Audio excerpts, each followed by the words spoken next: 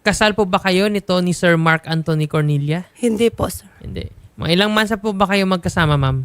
Hindi Mga ilang na po. months, ilang years na po pala? Going 7 years po sana po kung hindi po siya nagloko po sana. So, mga 7 years. Apo. Tapos, isa lang inyong anak. Apo, sir. Ito yung 4 years old. Apo, po. So, ngayon, ma'am, saan po ba kayo nakatira? Sa dun po, kagagaling ko lang po nung sa Isabela, kakarating ko lang po nung Monday po. Okay. Dumiretso po talaga ako dito nung Monday po talaga. Pero ito po si Sir Mark, saan po ba siya nakatira? Sa Cainta, Rizal po. Cainta, Rizal. Doon po kami naglilibon po. So yung custody naman ng anak ninyo andun sa'yo. Apo, okay apo. naman. Apo. So yung nireklamo mo lang dito na magbigay siya dapat ng suporta. Opo. Okay. So tama ka naman, ma'am, na kailangan magbigay ng suporta kasi kung siya naman talaga yung tatay ng anak ninyo, in-acknowledge naman yung anak niya yan. Opo, opo. Birth certificate ba? Meron po na isa na ano ko Okay. po. Okay. So under po sa ating Article 195 po ng Family Code, no, ang parents are obligated to provide support to their illegitimate children. So consider naman talaga illegitimate children si yung anak kasi hindi kayo kasal. Opo. Ngayon po, ma'am, may trabaho po ba si Sir Mark? Opo, opo, sir. Ano po yung trabaho niya? JNT po sa scanner po. Okay, JNT. Extra po. Tapos kayo po, ma'am, may trabaho din kayo? Wala po, sir. Tumutulong lang po ako sa magulang ko po kapag Okay, family business, bale. Okay. Hindi rin po kapag may nagpapagawa lang po, sir, na like electric pa nasira, ganun. Okay. Okay. Opo. Sige po. We hope, ma'am, nga, syempre, ma-persuade siya nga talaga magbigay siya support kasi mandatory naman yan sa batas, nga yung tatay magbigay support sa anak. And, of course, proportional lang naman din sa kung anong kita ya. So, hindi naman tayo namimilit nga kailangan Opo, malaki. Importante magbigay lang support, no? That's proportional. Ngayon, kasi pag hindi kasi ginawa yan, pwede siya makasuhan, ma'am, ng VAUSI, no? For Opo. economic abuse kasi kailangan na VAUSI is a protection against women and their children. So, anak niyo to si babae ba lalaki? Babae po. Anak niyo to si baby girl. So, kailangan bigyan po ng tatay ng financial support. Otherwise, it will constitute as economic abuse nga punishable under VAUSI. Opo, opo.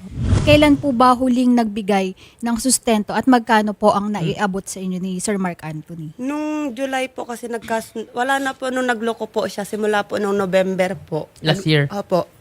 Simula nung nagloko po kasi siya. Oo. Doon na po nag-start na Hindi siya na- bibigay hindi sustento. na- Wala na po. So, bali na end, ma'am, yung sustento nung Opo, November. nung November, simula po talaga siya ng pagloloko niya sa akin. Yun na po. Nakapagpunta na po ba kayo sa barangay? Opo, nung July, 26 po yata yun. Saan barangay kayo, ma'am, Sa pumunta? San Juan po, lumuwas po talaga ako galing dun sa Isabela po para lang po maano po talaga siya. Barangay San Juan, sa Cainta to. Opo. Okay. So, anong sabi po ng barangay, ma'am, regarding po sa, ano po yung napagkasunduan ninyo doon sa barangay? Ano po, tawag dito, siya po, sabi ko, gusto ko 50% na ibibigay niya dun sa anak namin. Kasi nga, tanggap ko naman po nung una, nung umuwi po kami nung November ng anak ko, tanggap ko po kahit 500, 300 binibigay niya kasi naiintindihan ko naman po dahil sa pagkikiusap niya sa akin, nahirap din po siya magtrabaho.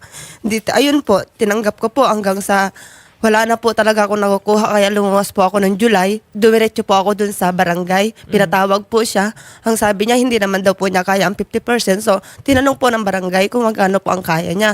Siya po ang nag-declare na 10.25 po kasi ang sahod niya every month po. Okay. Ang mag-start daw po siya magbibigay ng August 10 ng 3,000 and then sa August 25 po 3,000 ulit. May kabuuan po na 6K. 6,000. Opo. Pero nung simula nun, nung umuwi na po, after nun, umuwi na po ako ng Isabela nun. Inantay ko po ng August 10, wala na po hanggang sa October, nitong October, nung Wala nalaman pa. niya po na nandito na po ako sa TV5, nagbigay po agad-agad ng 1,000, dinayari ko po dun sa anak ko po sa Isabela. So, nung pinakita ko po yung galing po dito sa TV5, pinakita ko po sa magulang niya, ang sabi po ng magulang niya, yung tatay po niya, ang sabi pa nga po sa akin, sabi niya, ano bang habol mo sa anak ko? Hindi naman kayo kasal. Sabi niya, alam ko po, hindi kami kasal. Wala po akong habol doon. Pumunta po ako dito sa karapatan ng anak ko. Yun lamang po kako. So sabi po ng tatay po niya, ang liit naman ng ikakaso mo sa anak ko, para yan lang. Tapos i-air mo pa sa TV. Tapos lalabas yung yung baho inyo. Sabi pong ganyan, lalabas pa yung baho inyo pareho. Sabi niya, ay wala po akong baho. Kako, sa inyo po marami, kakong ganyan. kinonsinti nyo po kasi yung anak nyo na mag-uwi dito ng babae. Kung sakali po, hindi nyo po sana kinonsinti. Kaso nga lang po, choice nyo po kasi yan na kahit sino yung ipakilala sa inyo ng anak nyo dahil pamamahay nyo po, choice nyo po mag-uwi siya dito ng babae na tatanggapin ninyo. Pero kapag hindi nyo po tinolerate yung anak nyo na mag-uwi siya dito ng babae, sana hindi po ako nagtagal sa Isabela at sana nakita nyo po yung apo nyo.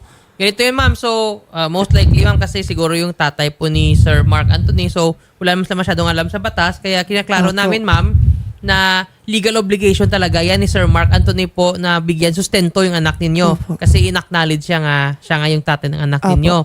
So, since kasi hindi kayo kasal, so hindi din natin siya makasuhan po ng Opo. ang concubinage kasi para sa kasal yan. But nevertheless, ma'am, yung obligasyon niya para sa anak niyo, kasi yung hinahabol mo lang naman is magbigay siya obligasyon para sa anak niya, di ba? Yung support. So doon tayo mag-focus. And also, ma'am, we advise, ma'am, nga habang nagbibigay siya ng support, maghanap din kayo, ma'am, ng gainful employment para po magtulong din po sa pagpalakisin yung anak. Opo. So, ayun po, Sir Mark, pwede niyo po ba mapaliwanag po yung pahayag ninyo? Bakit po hindi na kayo nag-continue bigay po ng suporta dito sa anak ninyo? Ayun sir po kasi nangyari po yun sa barangay po, nagtatrabaho po ako sa JNT. Kaya ko naman po yung sustentahan yung gusto niyang ibigay. Natanggal po kasi po ako noon nung September. Basta 2 months po ako na walang po ng trabaho. Okay. Tapos ngayon po, nagkatrabaho po ako na October. Nakapagbigay naman po ako. Sabi ko naman po sa kanya, pag may trabaho na ako, makapagbigay po ako ng sustento. Kasi hihingi po kasi niya. Ngayon, yung yung kasunduan po namin nung una. Ngayon po kasi hindi ko po kaya yun. Kaya sabi ko sa kanila, weekly, magbibigay na lang po ng 1,000. So 4K po per monthly. Okay, 4K for monthly. Magkano po ba, Opo. sir, yung kinikita mo dati nung sa GNT ka? Buwan-buwan.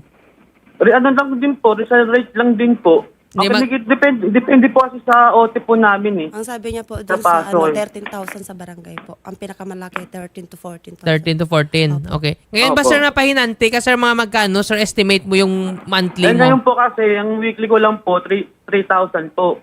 So, ganun pa rin 6,000. pala. So, mga 3,000. So, kung weekly mo 3,000, ang 1 month mo mga 12,000. Opo. Sir Mark Anthony, may bigay mo ba agad, sir, yung 4,000 na monthly, sir? So, meaning for the month of October, ibigay mo na. Hindi sir, nakapagbigay na po ako mahigit dyan.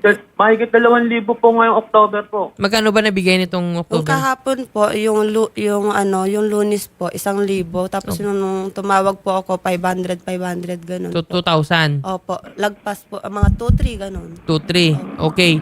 So, bali, sir, so since nakabigay kang 2-3, so bawasan natin sa magkano, sir, makumit mo ngayon? 4. Opo. Papayag ka ba nga 4K muna per month? Or ano? Yan ka po kasi, naano ko po kasi yung, sabi po kasi, yan kasi yung barangay, yun na po kasi, hindi ko na po pwede ipabago yun kasi same lang din naman po yung Okay. sahod niya sa sahod niya po dati. Oh. Simula ngayon, ibigay mo yung 6,000 per month onwards. Hindi nga siya sa naghabol ng arrears mo since November. Simula nga ng may iba kang babae, hindi ka na nagbigay. Pero hindi yan na Sir, hinabol hindi ko yan, sir. Hindi ko po taga kaya yung 6K, kaya nga sabi ko nga po, 4K per month. Kasi po, nangungupahan po ako ngayon mag-isa. Okay, sir, ganito yan, sir. Nanganak ka na, katapos wala ka palang pang sustento sa anak mo, di ba? Sana bago ka nagbuo ng anak mo, bago ka nagpaligaya, sana inisip mo yan. So ngayon, sir, may anak ka na. So maghanap buhay ka, sir. No? Lagi po kasi nung palusot niya, kumbaga wala pong natitira. Pero binukod niya po kasi yung babae niya. Okay. Yun po, Ganito yan, sir. No? Actually, sir, i-real talk kita. Kung hindi ka sana, sir, humanap ng iba pang chicks, sana na-save mo yung portion nga pang date mo sa ibang babae. Pero ito naman sabi Hindi rin po. namin, sir, dahil may anak kayo po ni Ma'am April, yung legal obligation mo lang is bigyan sustento itong anak mo. So, 6,000 yung barangay ninyong kasunduan doon, sir. Stick to that.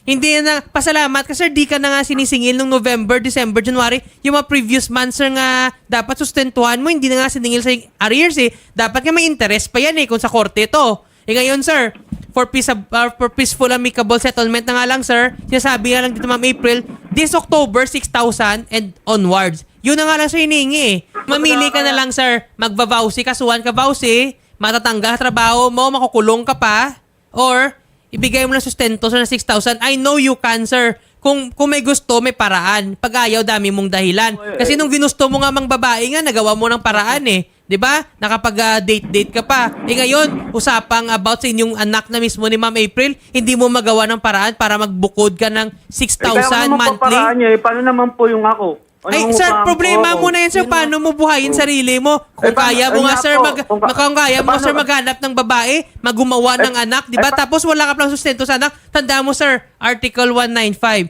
parents are obliged to provide financial support to their illegitimate children. Nasa batas yan, sir. So, primary obligation mo yan. Kailangan mabigyan ng magandang buhay, edukasyon yung inyong anak, no? For his or her daily sustenance. Hindi naman naghihingi si Ma'am April para sa kanya eh. Para sa anak to, sir eh. Kaya Sir Mark Anthony, Nursery na po yung anak ko na hinto lang po dahil nga po sa kakulangan din. ayan sir, dapat sir nga, nagpapatuition ka din eh.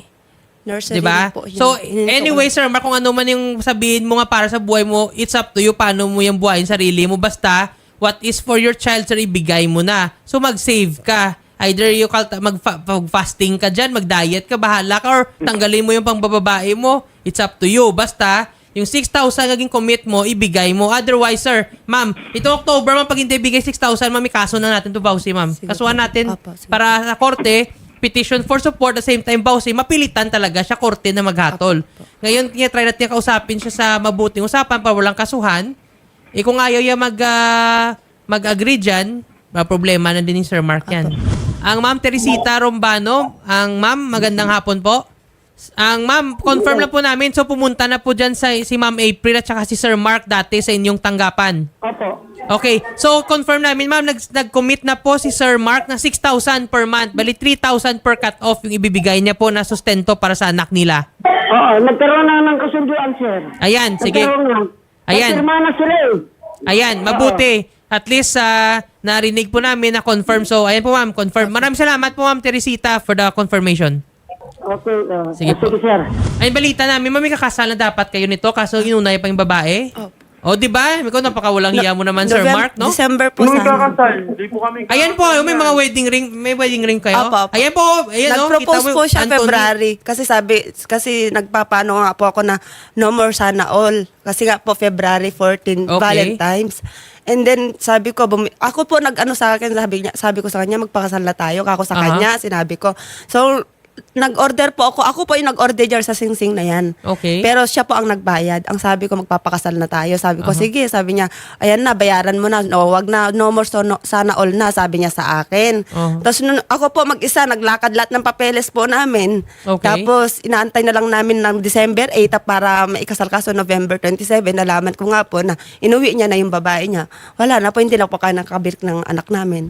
Yung natanggal po sa JNT, ako din po ang sinisi ng magulang niya, yung nanay niya po. Ako yung sinisi. Sabi niya, siniraan mo kasi siya sa trabaho. Ngayon, naghahabol ka ng sustento, siniraan mo. Hindi po ako yung nanira, sabi ko. Yung asawa niya po, kasi yung inuwi yung babae, may asawa po. May asawa na police din. Yung parang criminology po. Okay. Di, yun po ang pumunta doon sa JNT para ipatanggal sila pareho sa trabaho. Yun nga Oh. po. Tapos ako po yung sinisisi. 8 years lang po daw sila magkasama. Mayla Salazar po ang pangalan Sige. ng babae. Ma'am, ganito po yung ma-suggest namin. So, kailangan ibayaran mo yung sustento nga. Ano, kasi yan naman yung hinahabol, Opo, di ba? nga, opo. For child support. Assist naman natin, attorney. Yes, ma'am. Itong si Ma'am April sa pagpa-file po ng vowsy case laban po dito kay Sir At petition Mark. for support na Opo. din, ma'am. In case nga po na hindi na siya tumupad sa kasunduan or naging kasunduan nyo before. Kaso nga lang po yung magulang niya po kasi laging nakaano po sa kanya na sabi niya, wag mo ibigay yung ganyang kalaki. Ay, mamaya mo, ma'am. Wala magawin magulang yan, ma'am. Kasi, ma'am, pag may court order na, wala magawin magulang yan, ma'am. Pag hinarang pa na magulang, baka mag-obstruction for justice pa yan yung kaso sa magulang na. So, I don't think na gusto ng magulang niya na makasuhan pa sila sa tanda na nila, di ba? Maraming salamat, ma'am April, ma'am, sa inyong tiwala po. And maraming salamat din po kay Sir Mark Anthony sa pahayag na binigay niya sa Okay. ating tanggapan.